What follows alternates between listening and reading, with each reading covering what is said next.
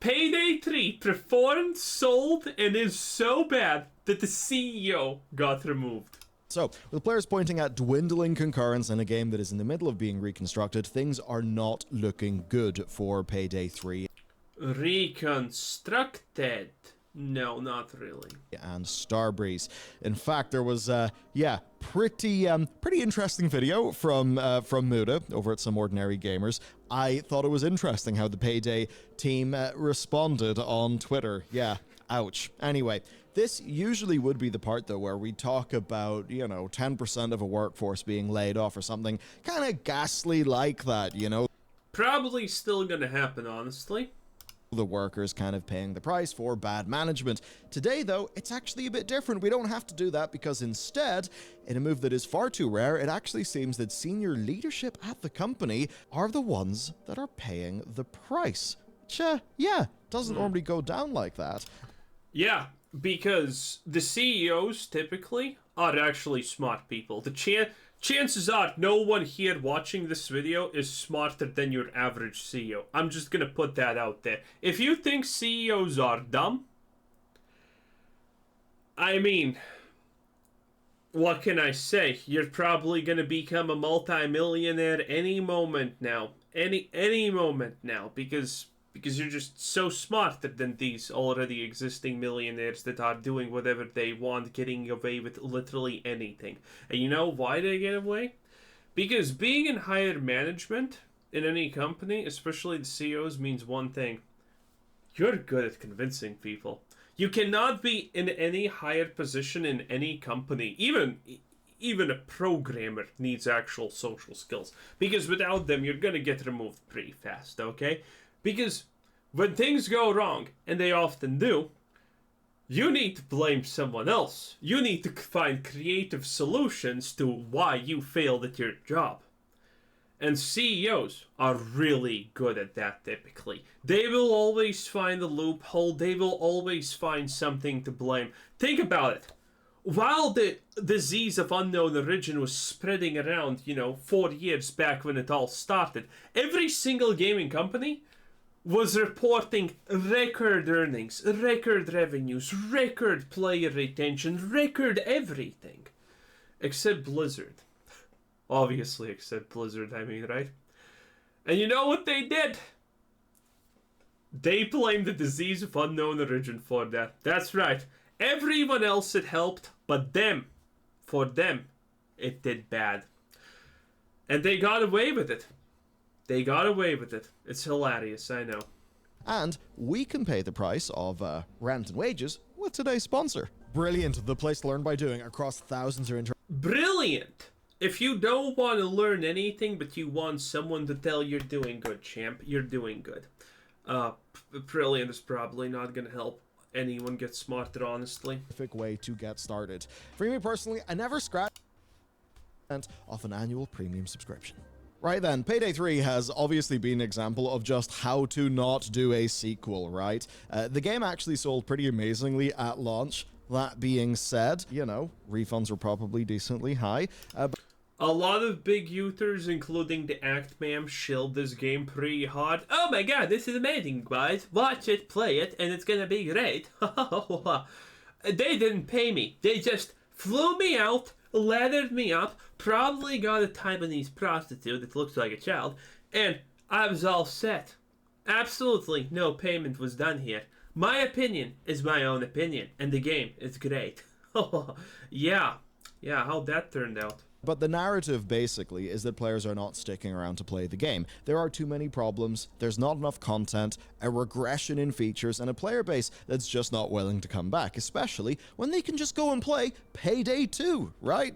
The solution to not liking Payday 3 is simple. Go play the better game. This is the worst fate that a sequel can be in, and we've kind of talked about how this happens all the time to sequels. I think a big example is Destiny 2, where Destiny 2 launched kind of without a lot of the refinements that Destiny 1 had, and while Destiny 2's launch was amazing, it then, trailed off extremely quickly.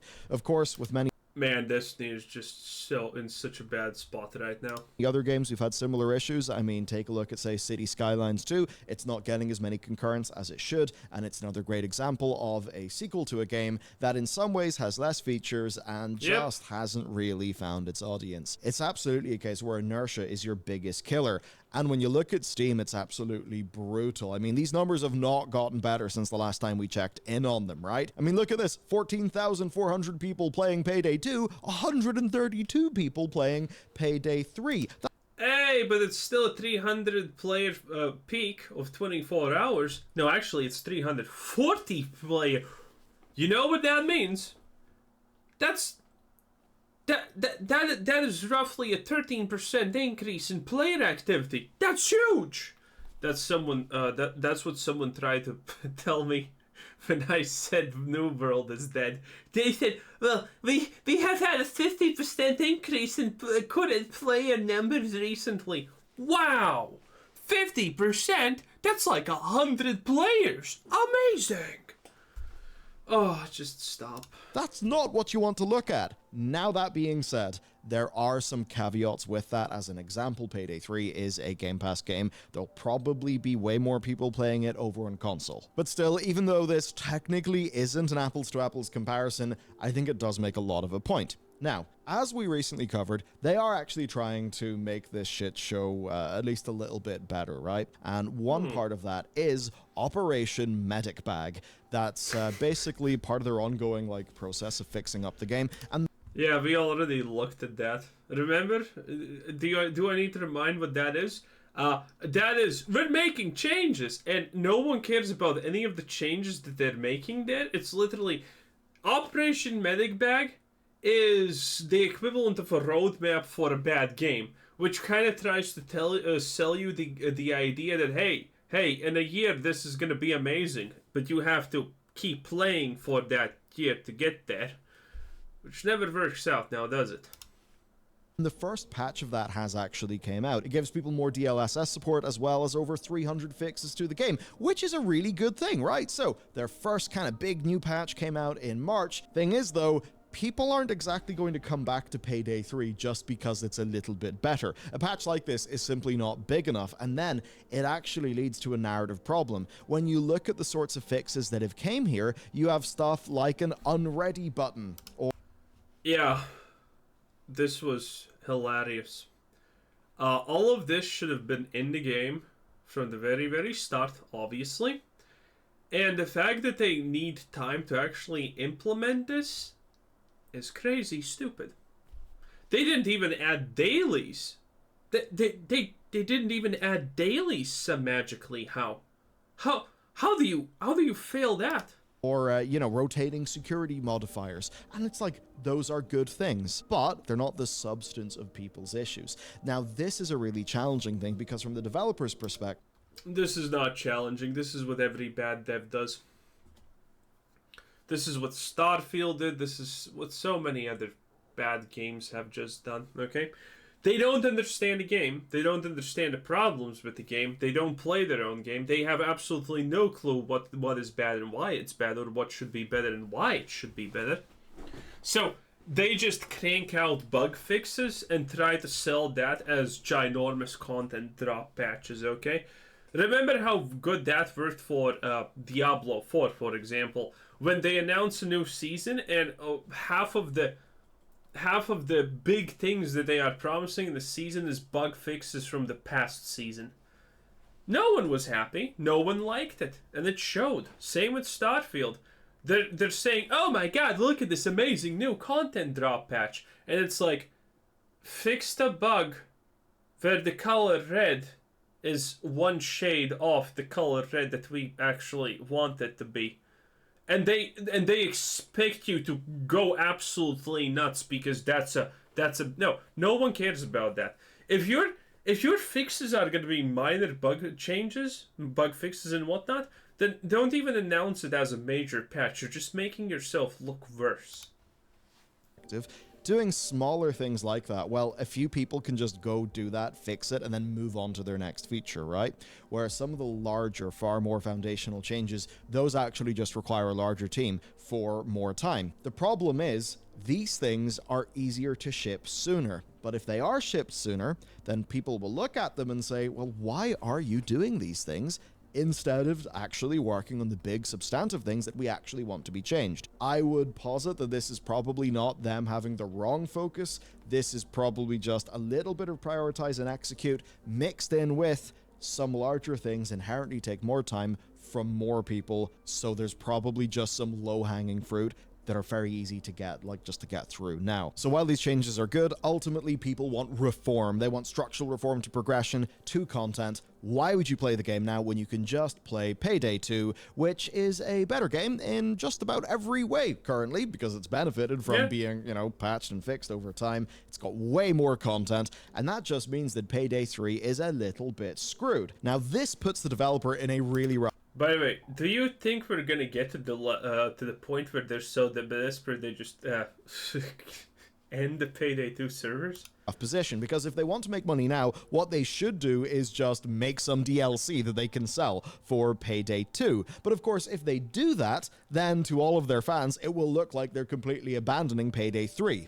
Now, ultimately, they probably architected Payday 3 with the intent of it being just an ongoing game that they can keep on adding content to, as with Payday 2. So basically, they're in this really strange damned if you do, damned if you don't situation. You can earn money now by making some Payday 2 content, but that's at the expense of, in a way, diverting resources away from Payday 3, but also signaling to your community that even you have kind of abandoned Payday.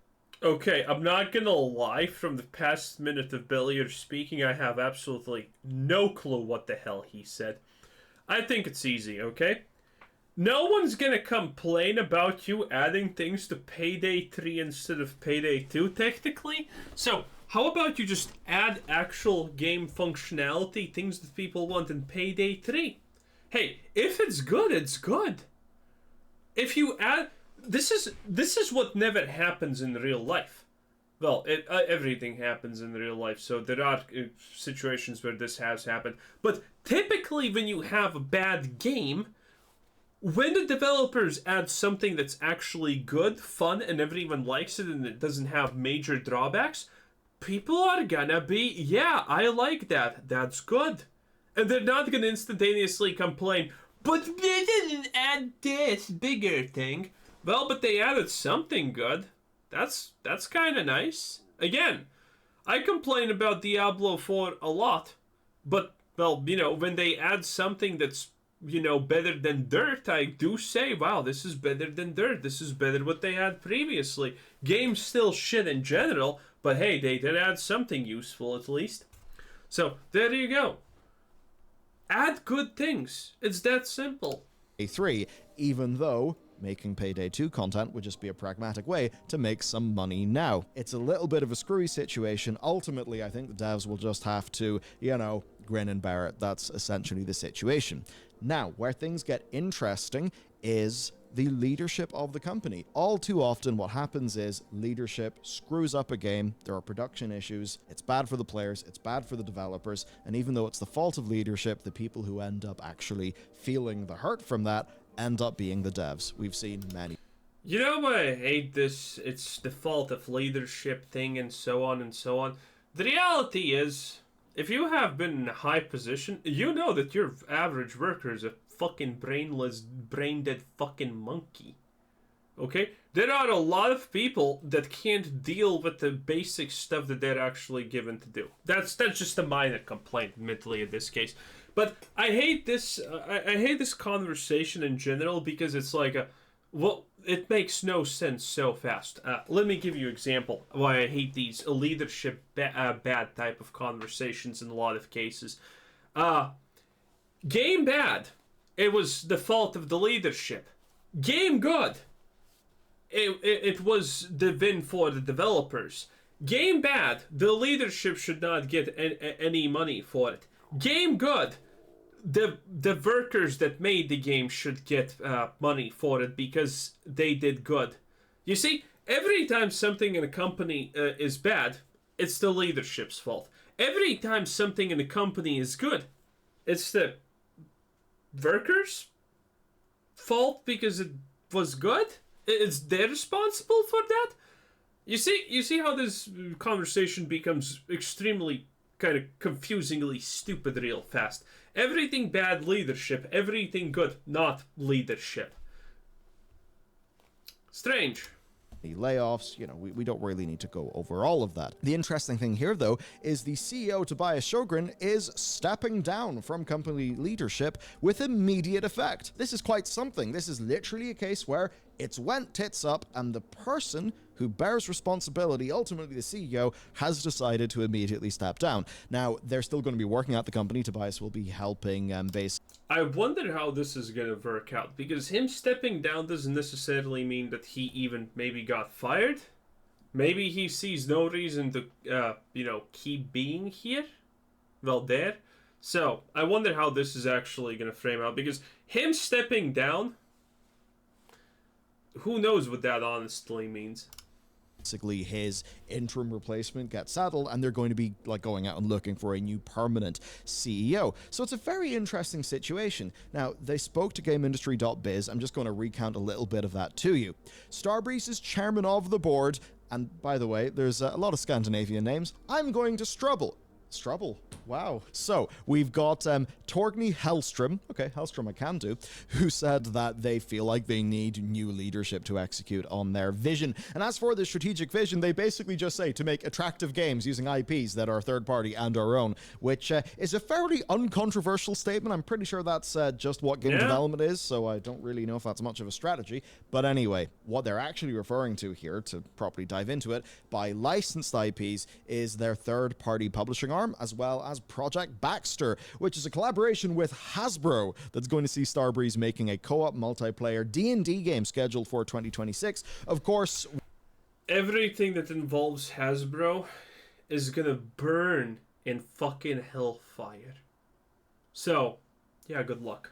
Good luck. You're gonna need it. We've seen with the likes of Vermintide, right? That's a really good example, and in this case, of course, Warhammer. So, multiplayer, D&D. Wait. So, these things work a little bit differently, okay? A lot of these things are allowed to use the source material of Warhammer and whatnot, but it doesn't mean that that Hasbro actually has real input in what's happening. Because if Hasbro has real input in what's happening, they'd murder it. Because they're just that sad and bad of a company.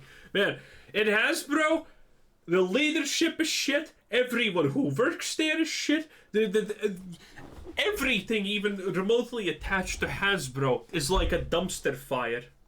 D&D by the Payday people, you can sort of see that going well. And also, I mean, you think of Darktide, it's a game that's kind of in and around this genre that, sort of similar to Payday 3, just had a really screwy initial launch. Anyway, there's Payday, there's Project Baxter, and they're going with a new CEO. Now, as for the old CEO, well, his whole situation is honestly kind of fascinating because it was directly tied to the almost complete collapse of the company in 2018. It was a crazy situation. So, they did work on Overkill's The Walking Dead, and that was expensive. The game completely failed. It was basically one of the laughingstocks of gaming at the time, and they ended up being so overstretched that they came very close to insolvency. Now, this was then exacerbated by them purchasing studios and publishing rights. And they got publishing rights for massive games like, say, Psychonauts 2, which eventually would be a Microsoft thing whenever they purchased the developers of that. Psychonauts is not a massive thing. I actually know what that is. It's not a massive thing. And also System Shock 3, right? So they acquired all of this expensive stuff to get out of this problem. Well, Tobias ended up leading, and they basically laid off a quarter of their workforce. They sold off many of those teams, and they sold off loads of those rights, and by doing that, they were able to pay down their debtors. So essentially, they had this period of just crazy, reconstruction of the company, and midway through that, Tobias Sjogren took lead. Okay?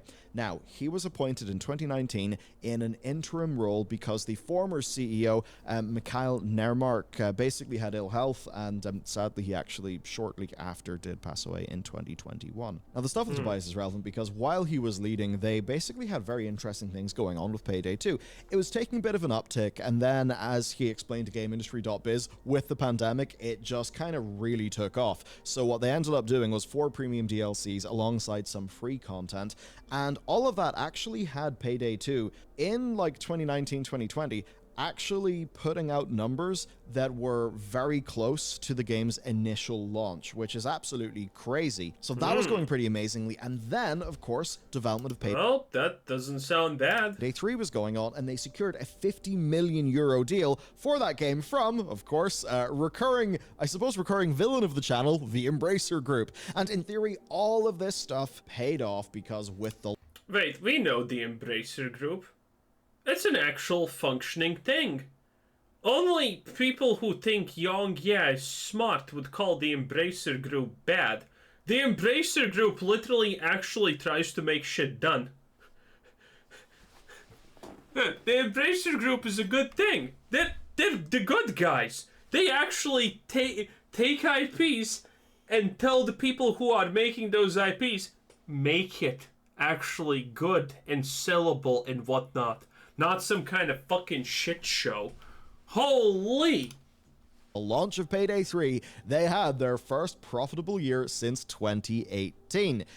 So, very much a big success on paper, but as those Steam player counts suggest, yeah, not really a massive success in the long run. So, they had great financial success initially for Payday 3, but that is absolutely not driving financial success, after then, because nobody's playing, which means if you make DLC for it, what's the point? I mean, no one will give a shit. Reading between the lines and looking at this, I think the implication is that Tobias Sjogren was a strong, leader for wartime, not necessarily for peacetime, right? That he could shepherd the company through periods of significant chaos and upheaval, right? That was working out well, but that obviously something has not worked out with Payday 3.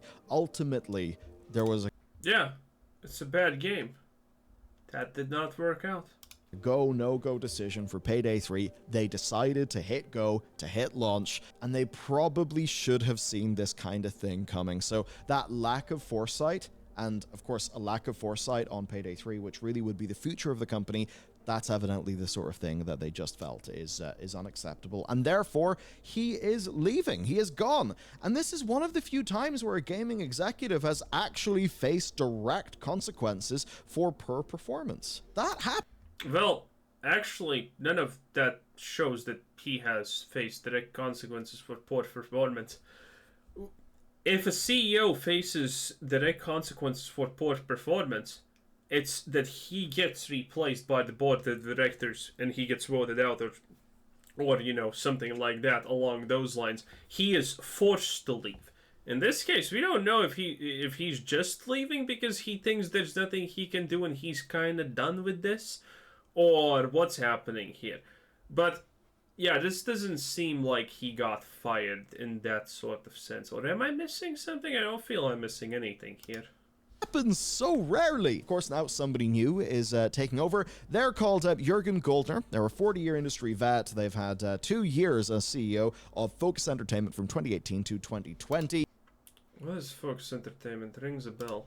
So I suppose maybe some history will repeat here. Maybe the interim CEO will steady the ship and retain their captaincy. Maybe a new CEO will come in after this interim. But I suppose the 2 years CEO, by the way, that's not really that great sounding. main thing here is that Starbreeze's developers are not immediately paying that price. It at least looks like that's falling on management first. And really the reason why we wanted to cover this story as a team is because this is really what should happen. In so many cases, a game ends up just, struggling. And then what happens is cost cuts and reductions to the team. As an example, take Halo. I mean, I love Halo. What happened, though, with Halo Infinite was insane. 343 was clearly understaffed when it came to Halo Infinite. They were just... No, 343 are idiots who made a bad product. It's still bad, and that's it. Able to stumble across the finish line. Oh, Halo Infinite is good. I'm playing it. I'm one of I'm one of like 1,000 people who's playing it. It's really good. Shut up. It turned out they had made a really fantastic game. Like, that multiplayer, the core nuts and bolts they had were amazing, but they just didn't have the Really? resources to continue and, to continue and deliver. I don't know. That sounds like such absolute cope. The core gameplay, but yeah, every game has a good core. And if you change everything in it, yeah, then it's a good game. What do you mean? It has a good core. I don't like that. I absolutely hate when someone says, oh, the game has a good core. Yeah, every game has a good core. It is one of the most fumbled bags in history. And then what did we see? Well, we saw hiring freezes. We saw job cuts at 343. So basically, they were stripped of the resources that they needed to actually fix up the situation they were put in. In so many other cases in games, the story I'm not buying that at all. we're talking about today would basically be Payday 3 was a disaster, and they've cut maybe 10-20% of the development team, and they've really tried to strip down their costs. Now, of course, you could see the short-term sense in that, but the long-term is that they can't just go back to making Payday 2 DLC forever. They need to make Payday 3, be the game that eventually people will be playing. So if you just really short-sightedly cut a whole bunch of your developers, well, you're just killing Payday 3. So here, it seems like... No, not really. Again, the people who defend developers for no reason piss me off. We know this to be a fact, that most developers are completely incompetent losers who are more activists than developer nowadays. We know that this is true. We have heard the developers speak and say that that's exactly it. We have heard management talk about the employees. We have seen the type of employees that work for these companies. These developers need to be fired. I want them to be fired. Have you seen the rainbow pin people looking freaks at CD Projekt Red? Do you think they're gonna make a good game? No. It's gonna be go woke, go broke. Leadership is actually having to take responsibility with this person no longer being CEO, and the developers get to continue working in Payday 3 because they know that's long-term future. And oh boy, I wonder how everything's gonna change magically for the better now. Maybe it's gonna change for the better. Well, they're already trying to change it, so they're gonna probably implement something, but what's gonna happen, who knows. Anyway, that was a Bellier news. Pretty good stuff, pretty funny. Anyway, Payday 3, shit show. This is Quizzer saying thanks for watching, subscribe if you haven't already, and have a nice day. Bye bye.